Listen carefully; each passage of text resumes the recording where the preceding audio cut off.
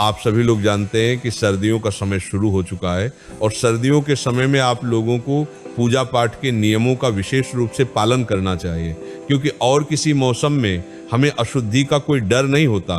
क्योंकि जब भी हम अशुद्ध होते हैं तो हम उस समय सीधा स्नान कर लेते हैं और शुद्ध हो जाते हैं, पर सर्दियों के समय ऐसा नहीं होता, क्योंकि सर्दियों के समय पानी बहुत ज्यादा ठंडा होता है और कोई भी अपने हाथ पैरों को गीले करने से बचता है।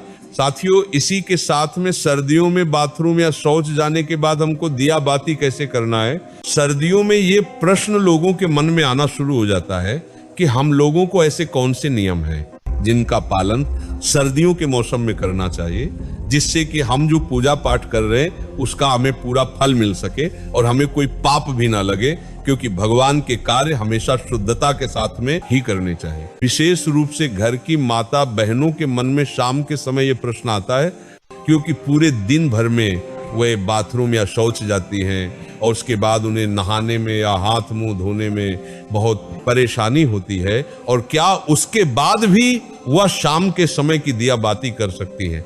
सुबह तो पूजा पाठ में किसी कोई परेशानी नहीं होती, क्योंकि सुबह तो सभी लोग स्नान करके ही अपने घर में पूजा पाठ करते हैं, क्योंकि सुबह हमको सीधा स्नान करके पूजा पाठ ही करना रहता है। उसके बाद हम लोग अपने काम करते हैं, पर प्रश्न आता है शाम के समय में, क्योंकि शाम होने तक सभी लोग अपने कामों में व्यस्त रहते हैं और पूरे दिन भर में आप लोग बाथरूम कई बार जाते होंगे और कुछ लोग पूरे दिन भर में कभी कभार शौच भी चले जाते होंगे। तो आपके मन में ये प्रश्न जरूर उठता होगा, क्या हम लोग अगर पूरे दिन में कभी भी बाथरूम या शौच चले गए हैं तो क्या उसके बाद हम लोग शाम के समय में घर की दिया बाती कर सकते हैं? क्या उस समय पर हम लोगों को स्नान करना होगा या हाथ पैर में धोकर भी काम चल जाएगा? तो ये सारी अद्भुत जानकारी आपको इस वीडियो में हम देने वाले हैं। साथियों, इसमें कोई शर्माने वाली बात नहीं है, क्योंकि ये भगवान की पूजा पाठ से जुड़ा हुआ प्रश्न है, इसलिए आपको इसके बारे में जरूर जानना चाहिए। ये प्रश्न आपको सिर्फ और सिर्फ सर्दियों के मौसम में आएगा, क्योंकि इस मौसम में शुद्धता का ध्यान रखने में, बार बार हाथ पैर धोने में, स्नान करने में लोगों को परेशानी होती है, क्योंकि पानी बहुत ज्यादा ठंडा होता है। देखिए साथियों, आपने सुबह एक बार अपने घर में दिया बाती कर लिया, मंदिर में जाकर भी अगर आप दिया बाती करते तो आप सीधा स्नान करके पूजा पाठ या दिया बाती करते हैं तो सुबह तो किसी को कोई परेशानी नहीं रहती है, पर सुबह के बाद में आपके पास पूरा दिन रहता है और फिर शाम का समय आता है। साथियों, अब शाम होने तक बहुत सारे लोग पूरे दिन भर में बाथरूम जाते हैं, कुछ लोग शौच भी जाते हैं, तो यहाँ पर आपके मन में अशुद्धि आ जाती है, यानी कि आपका शरीर उस समय पर अशुद्ध हो जाता है जब आप बाथरूम जाते हो या शौच जाते हो।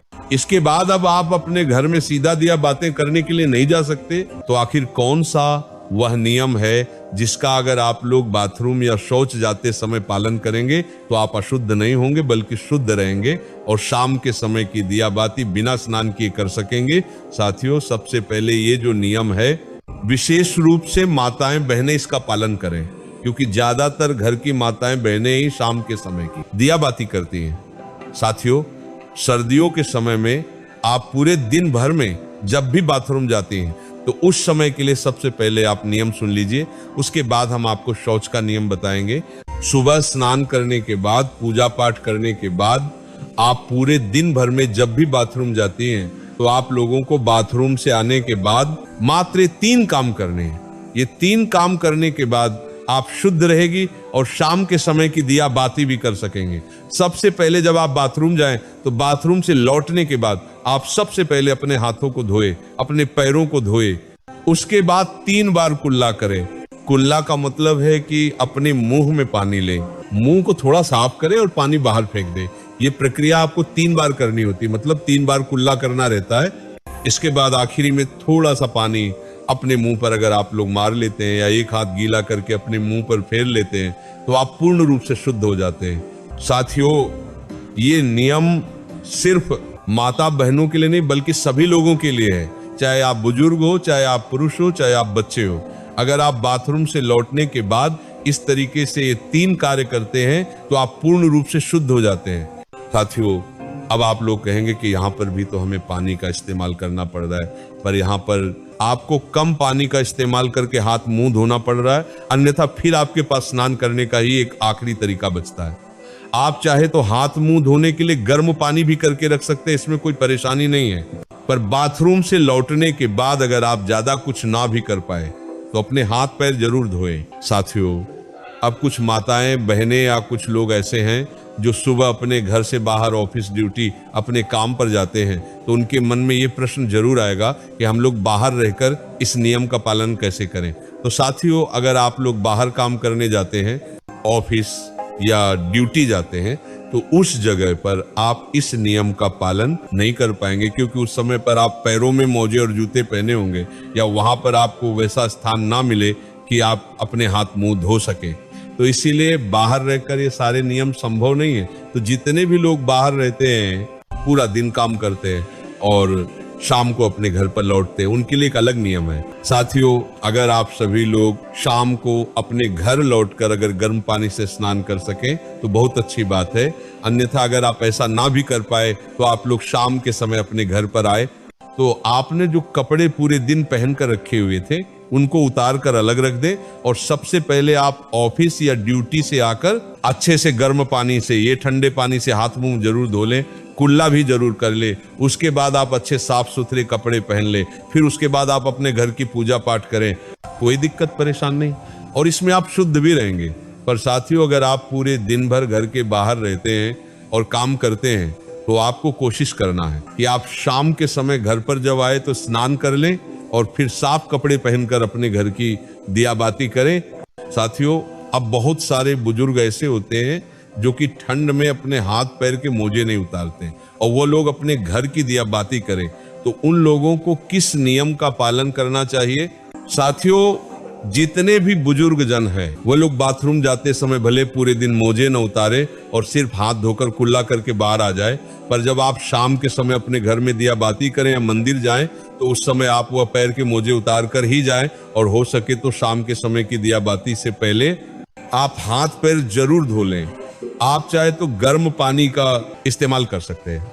साथियों, अब हम लोग सीधा बात करते हैं कि अगर आप लोग पूरे दिन भर में कभी भी शौच चले जाते हैं तो उस जगह पर आप लोगों को क्या हाथ पैर धोना चाहिए या स्नान करना चाहिए? क्या आप लोग उस समय शुद्ध रहते हैं या अशुद्ध? साथियों, अब अगर आप लोग पूरे दिन भर में कभी भी अगर शौच चले जाते हैं तो आप पूर्ण रूप से अशुद्ध हो जाते हैं, और शौच के समय आपने जो भी कपड़े पहने रखे होते हैं आपके साथ वह कपड़े भी अशुद्ध हो जाते हैं। इसलिए शौच जाते समय सीधा सा नियम यही है कि जो भी लोग पूरे दिन भर में कभी भी शौच गए हैं उनको शौच से आने के बाद सीधा स्नान करना चाहिए। अगर वह शौच से आने के बाद स्नान नहीं करते तो उनको शाम के समय की दिया बत्ती नहीं करना चाहिए या मंदिर नहीं जाना चाहिए, क्योंकि आप अगर शौच से आने के बाद स्नान नहीं करते तो आप अशुद्ध रहते हैं। इसीलिए पूरे दिन में जब भी आप शौच जाए तो आपको उसके बाद स्नान ही करना चाहिए, तभी आप शुद्ध होते हैं। या अगर आप इतना ना कर पाए सर्दी होने के कारण, तो उस दिन आप अपने घर की दिया बाती ना करें या मंदिर ना जाए, उस दिन आप किसी और से अपने घर की दिया बाती करा ले। साथियों, यहाँ पर प्रश्न ये आता है कि सर्दियों के समय ज्यादातर लोग मोटे मोटे कपड़े या स्वेटर वगैरह पहने रहते हैं, तो अगर वह शौच जाते हैं तो इतनी सारी चीजों को धोना संभव नहीं है, तो वह क्या करें? तो साथियों, उस समय पर आप जब शौच जा रहे हो तो उतने ही कपड़े पहन कर जाएं जितने को आप बाद में धो सके, बाकी के कपड़े उतार कर बाहर रख जाएं और शौच से लौटकर आप खुद स्नान करें। उन कपड़ों को भी धोए जिन्हें आप पहन कर गए थे, फिर स्नान करके आप वो मोटे कपड़े या सर्दी वाले कपड़े पहन सकते हैं जो आपने पहले ही उतार कर बाहर रख दिए थे।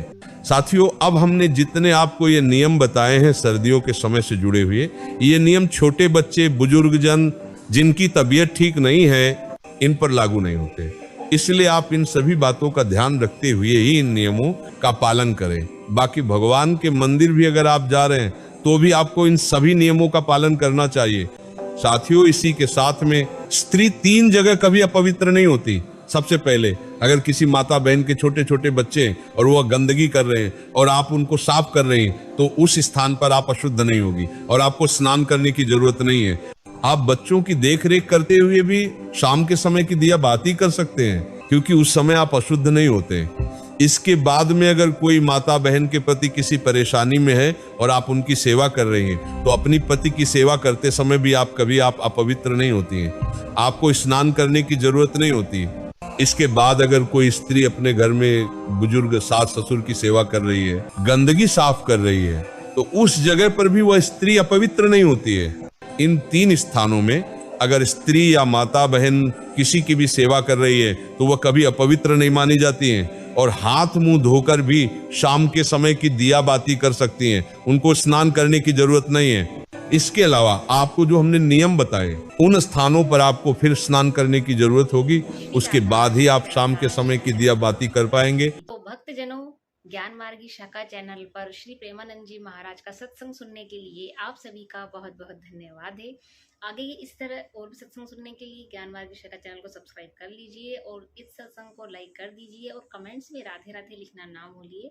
जल्दी लेकर आते हैं महाराज श्री के और भी इस तरह के सत्संग। तब तक के लिए जय श्री कृष्णा, जय श्री राधे। अगर मेरा वीडियो ये धार्मिक वाला आप लोगों को अच्छा लगता हो तो प्लीज़ लाइक कीजिएगा, कमेंट कीजिएगा और शेयर कीजिएगा और बताइएगा कि मेरा वीडियो आप लोगों को कैसा लगा और आप लोग मेरा वीडियो कहाँ से देख रहे हैं और हम किस तरीके का वीडियो और अपने चैनल पर अपलोड करें। सभी लोगों को राधे राधे।